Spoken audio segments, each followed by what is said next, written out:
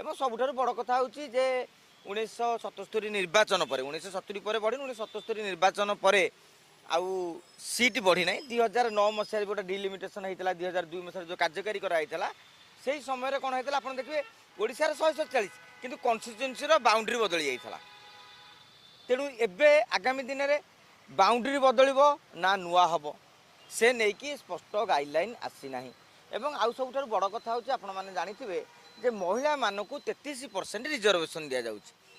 ତେଣୁ ସେଇ ହିସାବରେ କ'ଣ ଆକଳନ କରାଯିବ କ'ଣ ଆଲୋଚନା କରାଯିବ ଯେତେ ପର୍ଯ୍ୟନ୍ତ ଆମର ଡିଲିମିଟେସନ୍ କମିଶନ ଗଠନ କରାଯାଇନାହିଁ ସେ କମିଶନର କ୍ରାଇଟେରିଆ କେଉଁ ଗାଇଡ଼ଲାଇନ୍ ଆଧାରରେ କରାଯାଇଛି ତାହା ହେଇନାହିଁ ସେ ପର୍ଯ୍ୟନ୍ତ ଆମେ କୌଣସି ନିଷ୍କର୍ଷରେ ପହଞ୍ଚି ପାରିବାନି। କିନ୍ତୁ ଯେହେତୁ ଲୋକସଭା ଗୋଟେ ବିରାଟ ବଡ଼ କରାହେଇଛି ଭବିଷ୍ୟତକୁ ଆଖି ଆଗରେ କାରଣ ଆପଣ ଯେଉଁ ଗୋଟେ ଘରଟିଏ କରୁଛନ୍ତି ଏଇ ଚର୍ଚ୍ଚାଟି କାହିଁକି ହେଲା କି ବିଧାନସଭା ଆଉ ଲୋକସଭା ଭବନର ନୂତନ ଶିଳାନ୍ୟାସ ଦିଆଗଲା।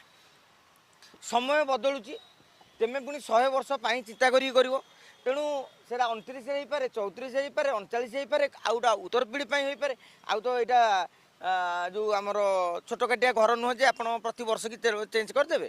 ତେଣୁ ସେଇ ହିସାବରେ ଗୋଟେ ବିରାଟ ପରିକଳ୍ପନା କରାହେଇଛି 2036ର ସମୃଦ୍ଧ ଓଡ଼ିଶାକୁ ଆଖି ଆଗେ ରଖି।